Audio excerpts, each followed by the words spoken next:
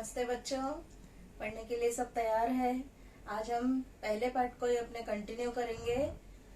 आज पिछले पार्ट में मतलब इसी पार्ट में हमने पहले पढ़ा था अनुवांशिकता के लाभ, महत्व, अनुवांशिकता क्या है, सब पढ़ा था। अब हम जो है प्रतिलेखन, भाषांतरण और स्थानांतरण पढ़ेंगे। ये बहुत महत्वपूर्ण टॉपिक है बच्चों, इसको बहुत ध्यान से सुनिए और ध्यान से समझने की कोशिश कीजिए। ये अनुवांशिकता जो हमने पढ़ा था, एक पीढ़ी के गुणधर्म अगली पीढ़ी में स्थानांतरित होते हैं। ये सब जो है किससे संबंधित होते हैं? डीएनए से संबंधित होते हैं। अनुवांशिकता कैसे संबंधित है? डीएनए से। अनुवांशिकता का संबंध डीएनए से होता है। डीएनए की रचना आपने पढ़ी हुई है। डीएनए जो है डबल हेलिकल संरचना होती है, दोहरी सर्पिलाकार रचना होती है। इसमें 2 न्यूक्लियोटाइड होते हैं। पिछले वर्ष 9th में हमने पढ़ी हुई है। अब जो है ये डीएनए कहाँ पाया जाता है? वास्तव में जो है ये डीएनए जो है इसमें ये गुणसूत्र में डीएनए पाया जाता है और डीएनए के ऊपर जो है जनुक पाए जाते हैं जिसमें प्रथिन संश्लेषण संबंधी जानकारी संग्रहित होती है। ये प्रथिन संश्लेषण संबंधी जो जानकारी होती है, मतलब ये जनुक जो है क्या काम करता है? कोशिका के कार्यों पर नियंत्रण रखने का कार्य करता है। साथ ही जो है शरीर की रचना संबंधी जो है कार्य भी जो है उसमें भी ये मदद करता है।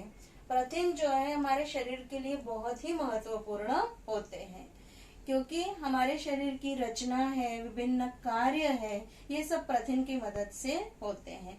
अब ये जो प्रथिन का निर्माण है, प्रथिन का संश्लेषण जो है 3 स्टेप्स में होता है।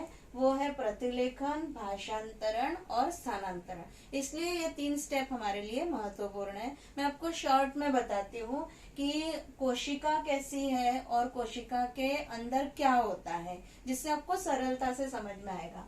मान लीजिए जो है ये कोशिका है, ठीक है, ये कोशिका है। कोशिका के अंदर जो है ये क्या होता है? केंद्रक है।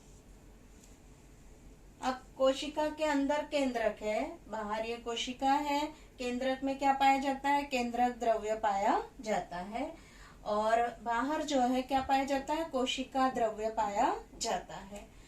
केंद्रक के अंदर डीएनए पाया जाता है, गुणसूत्र पाए जाते हैं। गुणसूत्र काय के बने होते हैं? डीएनए के बने होते हैं। केंद्रक के अंदर डीएनए पाया जाता है और कोशिका द्रव्य में मतलब केंद्रक के बाहर जो है आरएनए पाया जाता है। अब ये आरएनए जो है कितने प्रकार के हैं? आरएनए 3 प्रकार के हैं, ये आपने पढ़ा। पहला क्या? एमआरएनए, दूसरा टीआरएनए और तीसरा आरआरएनए। आरएनए कितने प्रकार के होते हैं? 3 प्रकार के। MRNA messenger RNA, tRNA transfer RNA और आरएनए राइबोसोमल आरएनए, ऐसे 3 प्रकार के होते हैं। इसमें से जो एमआरएनए होता है वो केंद्रक के अंदर होता है और ये टेम्पररी होता है, बनता है, उसका कार्य पूरा हो जाता है तो वो खत्म हो जाता है। तो डीएनए से जो है क्या तैयार होता है? एमआरएनए तैयार होता है। डीएनए से एमआरएनए तैयार होता है। अब ये एमआरएनए जो है केंद्रक के अंदर तैयार होके कहाँ आता है? कोशिका द्रव्य में आता है। कहाँ आ जाएगा ये? बाहर कोशिका द्रव्य में आ जाता है। एमआरएनए। अब एमआरएनए से जो है क्या निर्मित होता है? प्रथिन निर्मित होता है। हमारे शरीर में एमआरएनए ये केंद्रक से कोशिका द्रव्य में आ जाता है और कोशिका द्रव्य में आने के बाद इस एमआरएनए से प्रथिन निर्माण होता है। ये प्रक्रिया ध्यान में आई बच्चों? डीएनए से पहले क्या तैयार होता है? एमआरएनए। अब डीएनए से जो एमआरएनए तैयार होता है इसे क्या बोलते हैं? प्रतिलेखन कहते हैं। क्या बोलेंगे? प्रतिलेखन।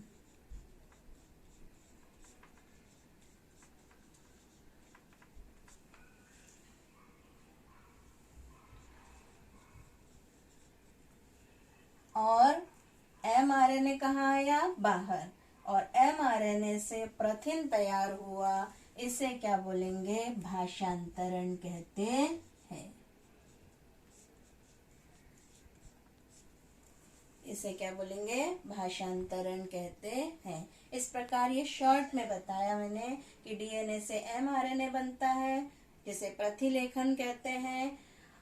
डीएनए के कारण एमआरएनए की सहायता से प्रथिन निर्माण की क्रिया, मतलब डीएनए से प्रथिन निर्माण की जो क्रिया होती है, इस पूरी क्रिया को क्या बोलेंगे? सेंट्रल डोग्मा कहते हैं। क्या बोलते हैं? Central dogma. ये आपको पूछा जा सकता है कि सेंट्रल डोग्मा क्या है, तो सरल से उसकी परिभाषा क्या बनती है कि डीएनए के कारण एमआरएनए की सहायता से प्रथिन निर्माण की क्रिया को या सिद्धांत को सेंट्रल डोग्मा कहते हैं। अब प्रतिलेखन की क्या परिभाषा हुई? डीएनए के कारण जो है प्रथिन एमआरएनए की जो निर्माण होता है उसे प्रतिलेखन कहते हैं। ठीक है, अब हम प्रतिलेखन कैसे होता है पूरी डिटेल जो है उसकी पढ़ेंगे। डीएनए की संरचना आपने पिछले साल देखी है बच्चों। डीएनए की संरचना कैसी होती है? इसमें 2 न्यूक्लियोटाइड होते हैं।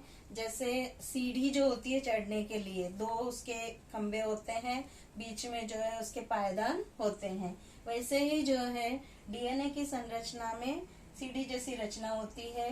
ये इसके धागे 2 धागे बोल सकते हैं। प्रत्येक धागे को क्या बोलते हैं? न्यूक्लियोटाइड कहते हैं। हमने पिछले साल पढ़ा है, फिर से थोड़ा सा ध्यान दीजिए। न्यूक्लियोटाइड कहते हैं। ये 2 न्यूक्लियोटाइड होते हैं। ये जो है काय के बने? डीएनए का फुल फॉर्म क्या? डीऑक्सीराइबोस न्यूक्लिक अम्ल। इसमें डीऑक्सीराइबोस शर्करा होती है, फॉस्फोरिक अम्ल होता है, और 4 जो है नाइट्रोजन बेसेस होते हैं। 4 नाइट्रोजन क्षारक होते हैं। ए एडेनाइन, टी थायमाइन, जी ग्वानिन और सी साइटोसिन। ऐसे ए टी जी सी होते हैं। ए जो है किसके साथ जोड़ी बनाता है? थायमाइन के साथ। जी जो है ग्वानाइन की जोड़ी जो है बनती है साइटोसिन के साथ बनती है। अब इसमें देखो, इसमें ऐसे जो है खंबे जो पाए जाते हैं डीएनए में, इसमें एडेनाइन होता है, ए जी सी, फिर से ए। तो अब एडेनाइन से काय की जोड़ी बनेगी? थायमाइन की बनेगी। ग्वानिन की सामने क्या आएगा? सी।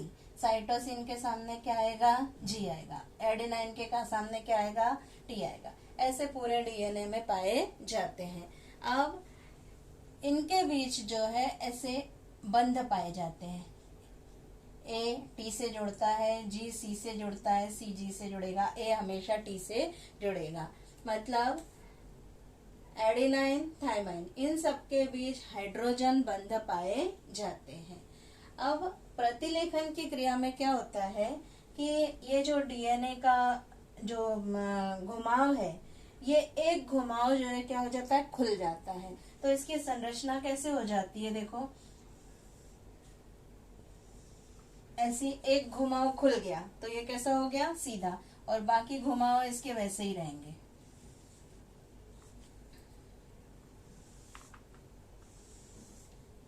समझ में आया?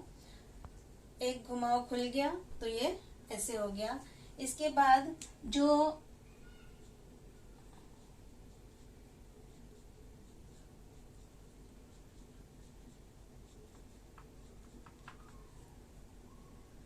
एडेनाइन है, ये थायमाइन से जुड़ा हुआ है, फिर ग्वानाइन साइटोसिन से जुड़ा है, CG से जुड़ा है, AT से जुड़ा है ना, फिर TA से जुड़ा है। इस तरह से ये हाइड्रोजन बंध द्वारा जो जुड़े हुए हैं, ये हाइड्रोजन बंध क्या हो जाते हैं, टूट जाते हैं, हाइड्रोजन बंध समाप्त हो जाते हैं। हाइड्रोजन बंध समाप्त होने के बाद जो है, जो न्यूक्लियस में और नाइट्रोजन बेसिस होते हैं, इनसे जो है अब DNA के 2 धागों में से एक धागे का उपयोग mRNA के निर्माण के लिए होता है। अब mRNA तैयार हो रहा है, mRNA तैयार होते समय जो है यहाँ पर ये T है। अब ये ध्यान रखना है कि जो mRNA में RNA में DNA में थायमिन होता है और RNA में जो है थायमिन के स्थान पर क्या होता है, यूरासिल होता है। ये हमको ध्यान में रखना है। तो जो mRNA का निर्माण होता है, ये T के साथ जो है कौन सा बेस आएगा, नाइट्रोजन बेस। T के साथ जो है A आता है, तो A आ गया। फिर C के साथ क्या आएगा, G आ गया। यहाँ से नाइट्रोजन बंध टूट गया, ये जो हाइड्रोजन बंध टूट गए हैं, ये दोनों क्या हो गए, धागे अलग हो गए। अब दोनों धागों में से एक धागे का उपयोग mRNA के निर्माण के लिए होता है। अब G से क्या जुड़ेगा, C, T से क्या जुड़ेगा, A, और A से क्या जुड़ेगा, T। अब T की जगह यहाँ पर क्या होगा, mRNA निर्माण हो रहा है, इसलिए थायमिन के स्थान पर क्या आएगा, यूरासिल जो है आता है। या आप यहाँ पर भी ऐसे ले सकते हैं, AUG है, तो अब A के स्थान साथ जो है क्या जुड़ने वाला है, थायमिन की जगह यूरासिल। अब जो है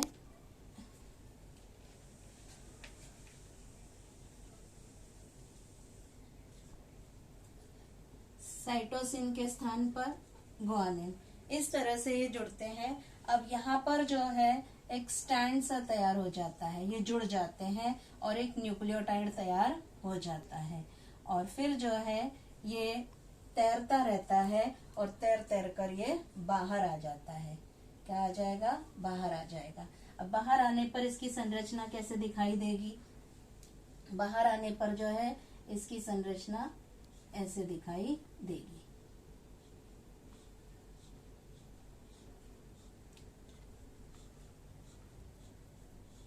ये mRNA तैयार हुआ है।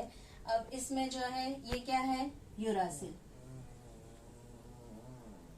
ये क्या है, ग्वानिन, ये क्या है, साइटोसिन, ये क्या है, एडेनिन, और ये क्या है, यूरासिल। ठीक है, इस तरह से जो है ये क्या तैयार हो गया, mRNA तैयार हो गया। मतलब इस DNA से mRNA के निर्माण की प्रक्रिया क्या हो गई, प्रतिलेखन। ये क्या हुआ, प्रतिलेखन की क्रिया कहलाती है। हम चित्र में देखेंगे, चित्र में आपको दिखाई दे रहा है, देखिए जैसे मैंने आपको बोर्ड पे दिखाया कि DNA के जो 2 न्यूक्लियोटाइड है वो एक दूसरे से खुल गए हैं, घुमाव जो है उसका खुल गया है, और फिर जो है mRNA तैयार हुआ है। ये न्यूक्लियोटाइजर जो है इसमें पाए जाते हैं, न्यूक्लियस में, केंद्रक में न्यूक्लियोटाइजर पाए जाते हैं। ये न्यूक्लियोटाइजर जुड़ जाते हैं और mRNA का धागा तैयार होता है।